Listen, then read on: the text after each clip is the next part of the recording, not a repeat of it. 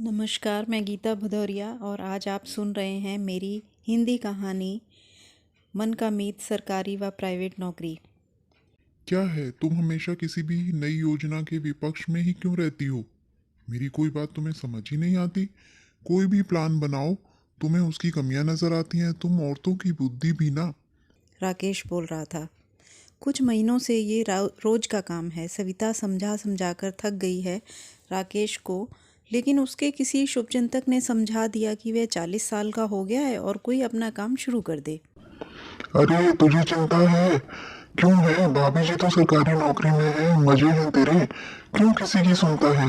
मेरी वाइफ नौकरी करती तो मैं तो ना सुनता किसी साले की। लात मारता साले ऐसी नौकरी को। सविता ने कितनी बार समझाया कि ये दोस्त जलते हैं, उन्हें लगता है कि हमारे बराबर कमाने वाला इतनी अच्छी ज़िंदगी कैसे जीता है, पर राकेश को कुछ समझ ही नहीं आता। रोज का वही आलाप, कब तक करूं नौकरी, तुम्हें क्या पता प्राइवेट नौकरी कैसे की जाती है, खून चूस लेते हैं। वाकई उसको कैसे पता होगा। लोगों के दिमाग में जाला जो लगा है सरकारी नौकरी के बारे में। यदि सरकारी नौकरी इतनी ही आसान है तो आपने प्राइवेट क्यों की, सरकारी करते। बचपन जवानी में भी मौज ली, पढ़ाई नहीं की, अब प्राइवेट नौकरी अच्छी नहीं लगती, साहब क्यों सुने किसी की। खून पसीना एक कर करके बचपन जवानी भुलाकर किताबों में सर खपाना पड़ता है, तब जाकर कहीं मिलती है सरकारी अफसरी। और ऑफिस में काम होता है, आराम नहीं। पूरे लॉकडाउन में जब प्राइवेट वाले घर में बैठकर सैलरी ले रहे थे, सरकारी नौकरी वाले हॉस्पिटल में, थाने में, गलियों में, राशन दफ्तरों में, ऑफिस में मेहनत कर रहे थे। पता नहीं सरकारी नौकरी को क्या समझ रखा है, खासकर तब जब वह बहू या बीवी की हो। सविता के हाथ किचन में जल्दी जल्दी चल रहे हैं। तुम ऑफिस जाओ, मैं किचन समेट दूंगा। क्यों, तुम्हें लेट जाना है? मैं तो सोच रही थी तुम्हारे साथ ही निकल जाती। तुम्हें छोड़ दूंगा। क्या बात है, कुछ तो दाल में काला है। नहीं, कुछ नहीं। अरे एक बात बतानी थी, वो वेदी ना पार्टनरशिप के लिए बोल रहा है। राकेश, अभी बच्चे उस फेज़ में हैं जहां हम रिस्क नहीं ले सकते। इंजीनियरिंग में हर्ष को और एमबीबीएस में आकृति को एडमिशन के लिए लाखों रुपए चाहिए। तो मैंने पूरा प्लान करके रखा है ना, 3 महीने खाली थोड़ी ही बैठा हूँ। पूरी प्लानिंग है अपन की। एक बार बिजनेस सेट हो गया ना तो बस।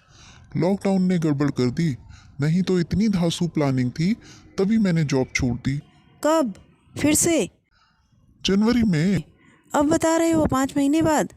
देखो, औरतों में दूरदर्शिता तो होती नहीं है। बेकार में 5 महीने दिमाग का दही हो जाता। कितना शानदार निकला लॉकडाउन का समय। अब कुछ जमाता हूँ।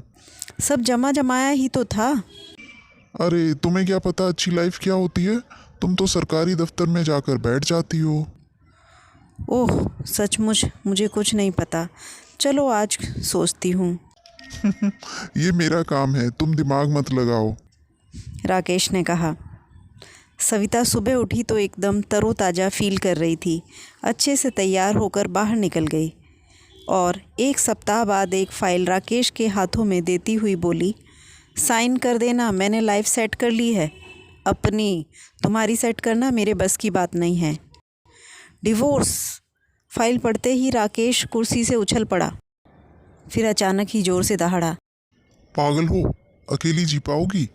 तुम्हें तो कोई भी बेवकूफ़ बना देगा। तुम औरतों को अक्ल तो होती नहीं। निकल जाओ मेरे घर से।